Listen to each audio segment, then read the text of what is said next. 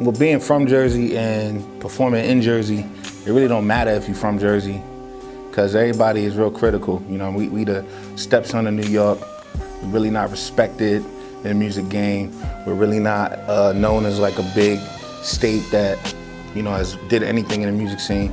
So, you know, people who are from Jersey usually rap, you know, people always like put Joe Buttons for Jersey or Redman for Jersey or whatever the case is, and that's it. You know, the buck stops there.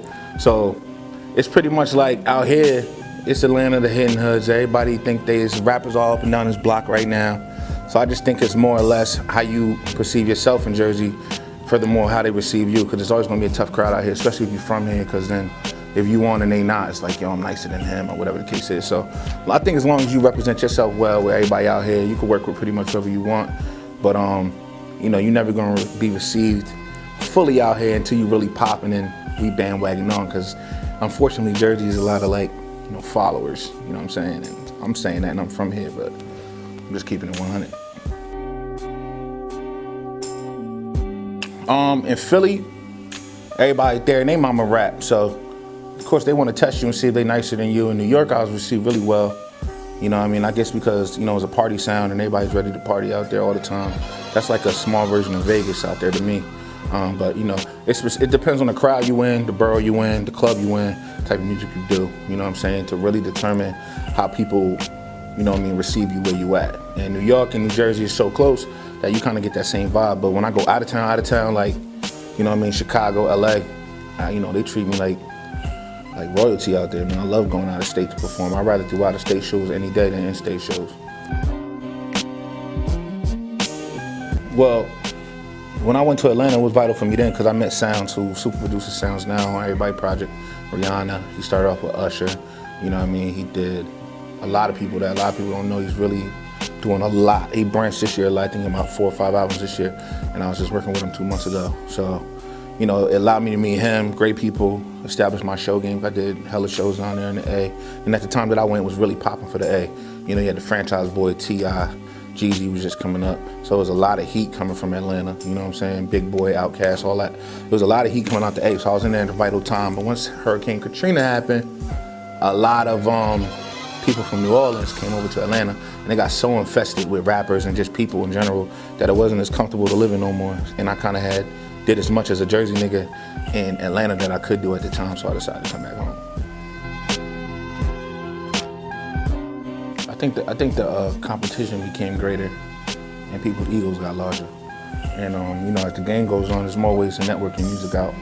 And you know, the internet kind of killed a lot of niggas too. Because if you wasn't on the internet, you really wasn't popping no more. And like, I think what happened was the old school people really didn't want to adapt to the new school, because, you know, when you meet an older cat and a younger cat, they want to make sure that they establish who they are to you. The OG want to let you know he the OG.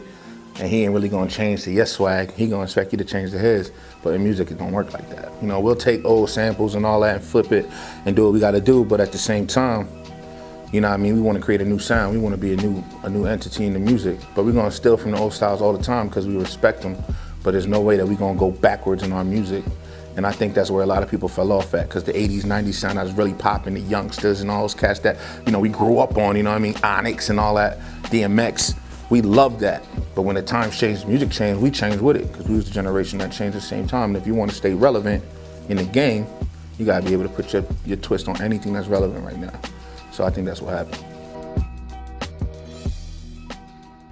Realistically, I think it's niggas putting egos away and just focusing on music and not being scared to do every type of music they can and spreading themselves thin and working with whoever, any genre, any person, any state, label, whatever. And you know, like, anybody that roll with us, you know what I'm saying, I encourage them to work with everybody else. You know what I mean? I encourage them to work with rock, pop, whatever. Make it happen, as long as it's hot, it's music, it moves, do it. You know what I'm saying? And I think it's just gonna take a nigga that's, you know, somebody that's just humble, somebody that's all about that music and the passion and driving behind it, and not just really doing it because, you know what I mean, they came across something and one day somebody told them they could rap and they just tried it. And now, you know, 98% of the time, that's really what happens nowadays. And no disrespect to them, they made it, they popped off, you know, more pleasure to you, more luck to you. But, you know, I wanna see how long cats really last, because a lot of cats that really ran had 2 or 3 hot singles, then they just, now, you know, they do like everybody else and hop overseas and go get that bread. Which ain't nothing wrong with that, but, the Jersey relevance, I haven't really seen that in a while. You know, Joey doing Love and Hip Hop now, so that might bring niggas back for a minute. Joey's still been hot underground. Much respect for that nigga, because he's still getting checks. So you can't say nothing really, because when Pump It Up was out, everybody was on it. And then, you know, like cats out here nowadays like Chad B, Pure, you know, these cats that are making a little buzz for themselves now out here. You know, even the DJs, everybody come to Jersey. I mean, all the football teams play in Jersey. You know, like all the DJs from New York come to Jersey to party. They love coming to Jersey. They love coming over the water. So, I mean, like, we is what's up. Just on another, just because New York is bigger, they get more attention, and, you know, Philly and all that. And I love going to the city and doing my thing as well. But if you look at it, a lot of New York niggas come to Jersey to party, because it's where it's at. So I don't think it's a matter of us becoming relevant.